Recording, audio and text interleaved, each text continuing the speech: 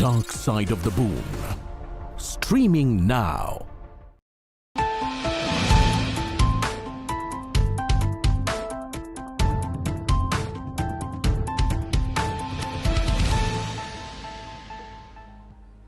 Hello and welcome. You are watching World Business Report here on News 9 Live. I am Krishna Kumar.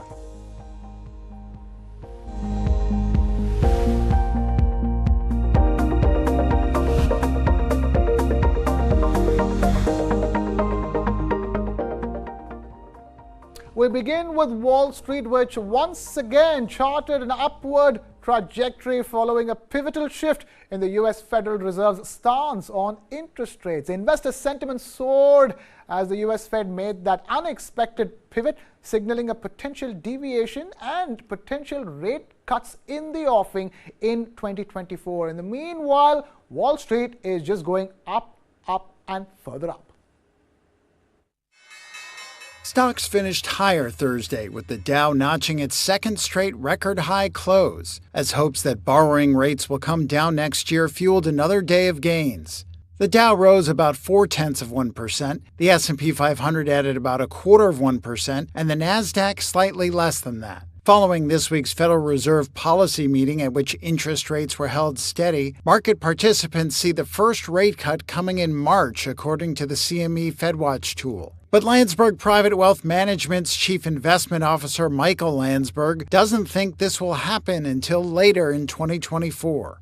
I'm thinking you're going to get 3 cuts next year, but realistically to me, if you see a cut any earlier than June or July, it may be because we went into a worse recession than people have been expecting. I mean, really the reason to cut rates is to get the economy kind of moving and stimulated. The data that's come out, whether it's retail sales or some of these other things, haven't been bad. And so it's tough to make the argument that we need rate cuts. Data out Thursday showed retail sales rose in November when a decline was predicted, though October's number was revised lower. Stocks on the move included Adobe, which fell 6% after the Photoshop maker forecast annual and quarterly revenue below estimates, and Moderna, which jumped 9% after an experimental messenger RNA cancer vaccine it co-developed with Merck significantly cut the chance of recurrence or death from melanoma when paired with Merck's Keytruda drug. Now, away from Wall Street, but keeping it with the U.S., Landsberg Bennett Private Wealth Management's Chief Investment Officer Michael Landsberg has signaled a prolonged wait for rate cuts despite all the euphoria expecting it. And he foresees a timeline stretching at least until mid-2024, adding a layer of uncertainty to market projections. I'm thinking you're going to get 3 cuts next year, but realistically to me, if you see a cut any earlier than June or July, it may be because we went into a worse recession than people have been expecting. I mean, really the reason to cut rates is to get the economy kind of moving and stimulated. The data that's come out, whether it's retail sales or some of these other things, haven't been bad. And so it's tough to make the argument that we need rate cuts when the market's as high as it is. And you've got the economy doing as well as it is in certain sections. So I think that's a scenario that I think is going to play out over, let's say, that first half of the year. They're going to kind of wait and see. Plus, usually when we see rate cuts, you might see oil go higher. So that kind of is counterintuitive to the idea that, well, we're doing that because we want to keep inflation low. Well, you start lowering rates, inflation goes up. So and because of the price of oil. So I think they're going to wait 6 months. I think they're deliberate. But I found it interesting that they didn't talk about rates going lower and having the market kind of do its work for them in the last month or so, as rates have really fallen. And typically that would be an environment I think they can punt for a couple of quarters and wait till we see some real data that indicates there's a real need for a cut. Keeping it with the U.S. retail sales have surged past all expectations for the month of November 2023, signaling robust consumer spending amidst all the economic shifts and the fears of a recession in the U.S. The holiday shopping season got off to a surprisingly brisk start last month. That's according to the U.S. Commerce Department on Thursday, which reported strong retail sales in November, which should keep the economy on a moderate growth path this quarter. Sales climbed 0.3%. Forecasters had predicted a loss, though sales in October, already negative, were revised even lower. The rebound in November underscored consumers' resilience thanks to a strong labor market and cast doubts on financial markets' expectations for an interest rate cut as early as next March. The Federal Reserve held rates steady on Wednesday and signaled in new economic projections that the historic tightening of monetary policy undertaken over the last 2 years may be at an end, and rate cuts are likely coming in 2024. Sales increased 4.1% year-on-year in November. Though the pace has slowed from earlier this year as households adjust to higher borrowing costs and prices, growth appears sufficient to ward off a recession. Retailers have been offering big discounts heading into the holiday shopping season to attract customers, while lower gasoline prices also freed money for spending elsewhere. Among the retailers experiencing the strongest sales were restaurants and other food sellers, as well as furniture stores.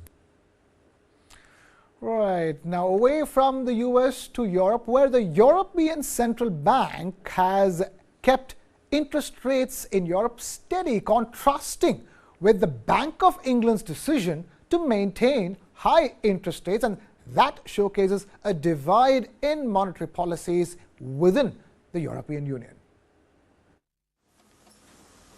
The European Central Bank left interest rates unchanged at 4% on Thursday, and it pushed back against bets on cuts in the near future. Calm inflation data over the last few months has all but ruled out further policy tightening. This led to a debate among economists on how the ECB will reverse course and lower rates. However, ECB President Christine Lagarde didn't hint that policy easing was approaching and instead kept guidance for steady rates ahead. We did not discuss rate cuts at all. No discussion, no debate on this issue. Lagarde has been under pressure to defend or change her guidance that rates would stay where they are for the next few quarters. Markets predict a first rate cut in the spring. Pressure was also added when the US Federal Reserve signalled late Wednesday that lower borrowing costs would come next year. After Thursday's decision, traders trimmed bets on ECB rate cuts, which are now seen starting in April. In London, Britain's central bank also kept rates at the same level, which is currently at a 15-year high of 5.25%. The Bank of England said British rates needed to stay high for an extended period. Now, in a monumental ruling, the European Union Court has overturned a $270 million tax demand on Amazon, and that has set a precedent in the ongoing battle over multinational corporations' tax obligations. More details in this Reuters report. Amazon doesn't have to pay $273 million in back taxes. That was the ruling made by Europe's top court on Thursday. It got rid of an EU order for the US tech giant to pay the money to Luxembourg. The Court of Justice argued the European Commission did not establish the tax ruling given to Amazon by Luxembourg was state aid that was incompatible with the EU's internal market. Its decision is final and a blow to EU antitrust chief Margrethe Vestager. She has led a crackdown against so-called sweetheart deals between multinationals and EU countries. Amazon said it welcomed the ruling and said it followed all laws and received no special treatment. But Oxfam's EU tax expert Chiara Putaturo criticised the decision. She argued Amazon got an early Christmas present and called on the EU to come forward with tax reforms. Now, BP, the energy giant BP, has clawed back a staggering $40 million from its former CEO Bernard Looney, and this move follows BP's conclusion that Looney misled the BP board regarding personal relationships with colleagues. Looney, who was officially dismissed for serious misconduct, will not receive any further salary benefits or his annual bonus. BP has clawed back millions from its former CEO Bernard Looney. The energy giant cut more than $40 million from his remuneration package. Looney was officially dismissed by the British company on Wednesday for serious misconduct. BP concluded he had knowingly misled the board over personal relationships with colleagues. It said in a statement Looney would receive no further salary or benefits from the dismissal date. He will also not be paid his annual bonus for this fiscal year. The dismissal cuts short Looney's 12-month notice period following his resignation in September. His departure comes after less than 4 years at the top and has thrown BP into turmoil. The board is still searching for a replacement. Looney said in his own statement Wednesday he was disappointed with how the situation was handled. Sources have told Reuters BP's board is expected to decide on a permanent CEO in the first quarter of next year.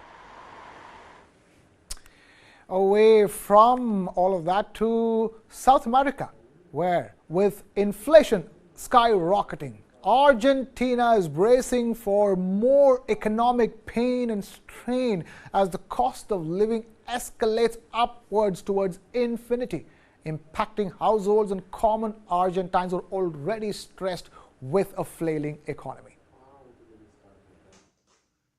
Argentine builder Eduardo Casado is feeling the pinch. He's been stunned by how fast life is getting more expensive. I bought 2 kilos of potatoes last week at 800 pesos, and this week it's almost 1,200. I don't know if next week we'll be able to buy the same goods.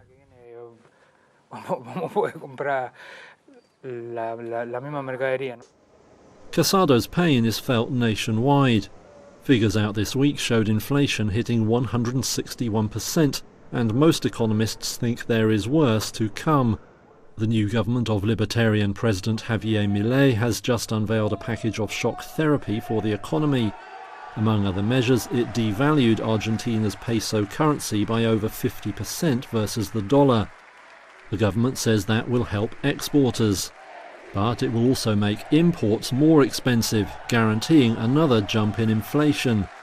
Economist Hernan Lecher says investors will be watching to see if Argentines can stomach the medicine.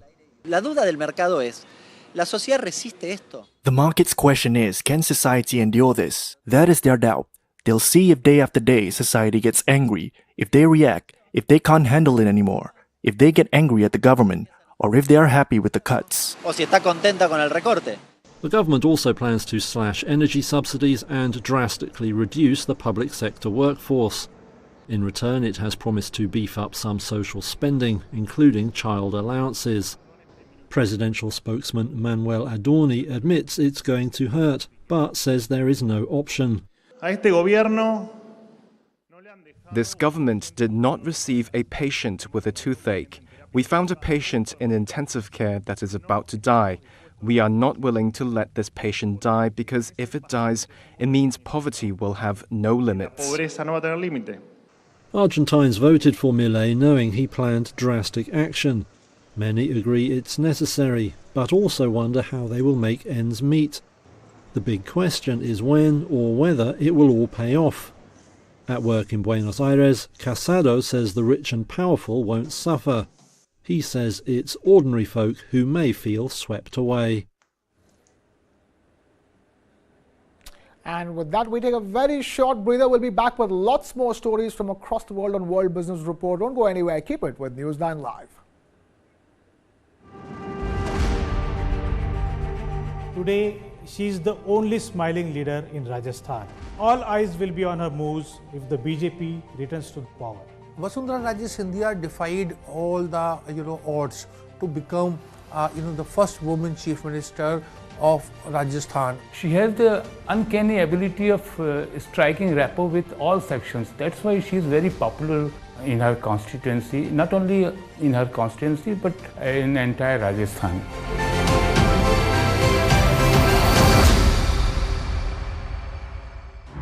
This and more, streaming on world's first news OTT, News 9 Plus. Download now. You're watching World Business Report, and time now to put the focus on the world of movies and entertainment, where actor Timothee Chalamet has opened up about the pressures of portraying the iconic character Willy Wonka in the latest film, Wonka. And he is talking about all the challenges that he faced while playing this iconic role, which once upon a time was played by Johnny Depp. I like that you say scary and freeing, because at first scary because, as you said, there's a Titanic performances and people are very protective of the Gene Wilder film and that performance that's damn near perfect, if not perfect. But then freeing, once we were in a rhythm, once we could see certain scenes were already cut, that felt great. And once the spirit and the tone of the film I understood to really be joyous, and that was the clever conceit of the movie. This is not the story of Charlie and the Chocolate Factory, and then I felt really good and free. My name is Willy Wonka. You see, I'm something of a magician. Prepare to be amazed. Tape up. Willy Wonka's... He's an unnaturally talented young man. Some would say irritatingly so. But I just thought I saw him in Call Me By Your Name and he was mesmerizing, and then I saw him in Lady Bird and he was funny and crazy and larger than life. And so I knew, like I think everyone, that he was a very, very special young actor. Well, for all those who haven't watched the film, it is out in theaters in India, so maybe you might want to go catch it in one of the movie halls close to you. Meanwhile, exploring uncharted territories, American fiction delves beyond stereotypes, crafting characters that resonate and transcend the common tropes. Are good, but they're not popular. Editors, they want a black book. They have a black book. I'm black, and it's my book. You know what I mean. I just want to rub their noses in it.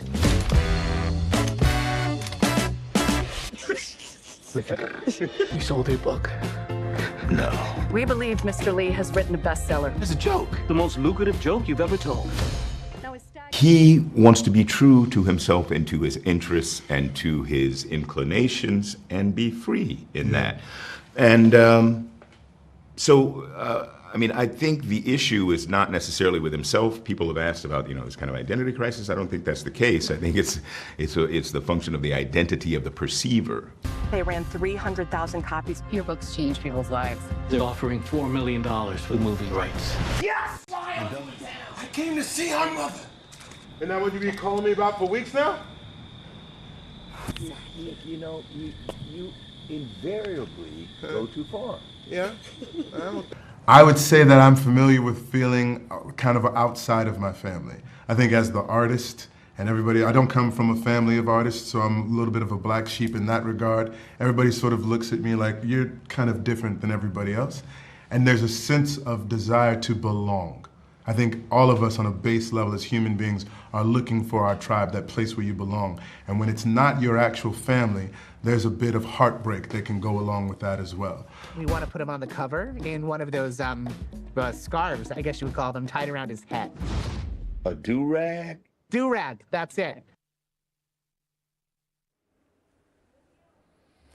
Emma Stone and Mark Ruffalo have held the spotlight in London at the premiere of their brand new film, Poor Things. Take a look at this.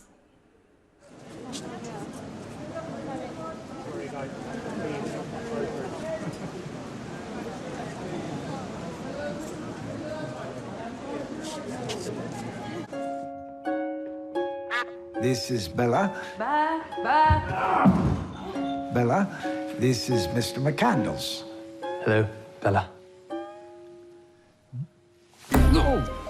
I was completely obsessed with Bella and the story from the moment I heard about it, and it took a long time to make or to prep and then make, and it's like a dream that it's out now. Bella herself is so inspiring in so many ways. I think the way she takes in all aspects of life and humanity, how fascinating she finds, the good and the bad, the ugly and the beautiful, it was very inspiring to me.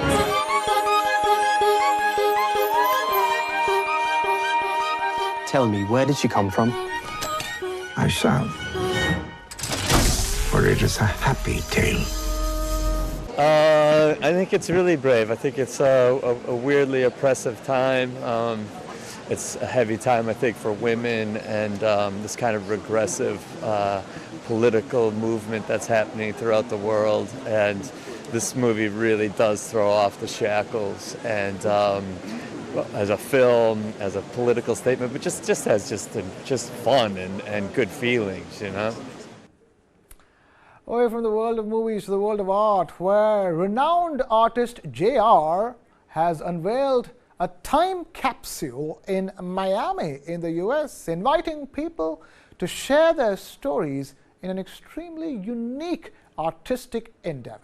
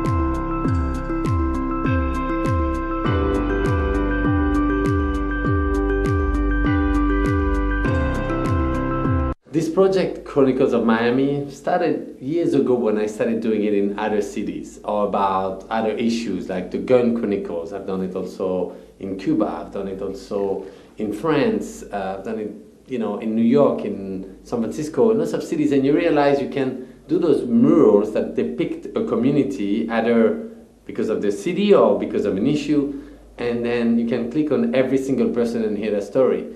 And when you go to a museum and you see those paintings where people are on horses, they're fighting about whatever, and you don't know who's who anymore. You're like, this just, you know the context, but you don't know each individual.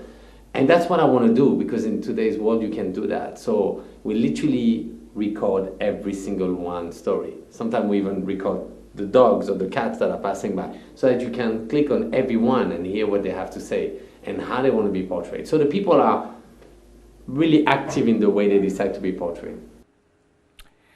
Away from all of that to the season that we are in the middle of. In a captivating display, Madrids Aquarium has delivered a nativity scene keeping in tune with the season inside a shark tank.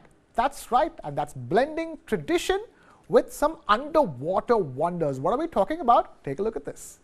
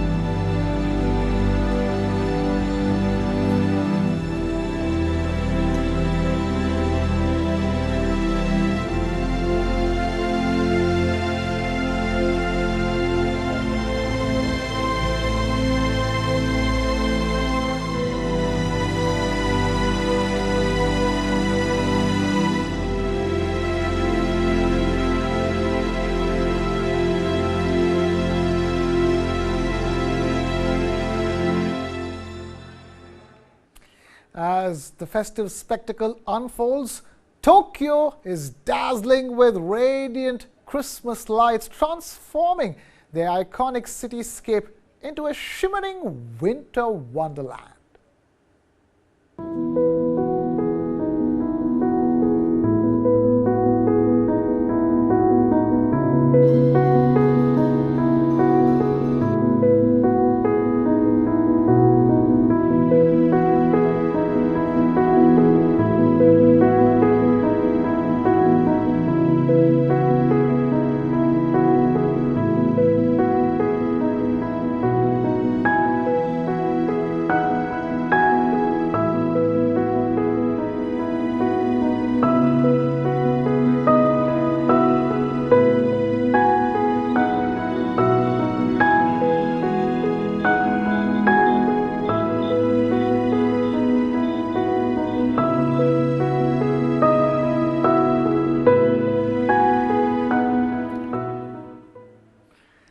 And that's all we have time for on this edition of World Business Report. Thank you to all those who have tuned into this broadcast. Don't go anywhere. Keep it with News 9 for now. This is Krishna Kumar signing off.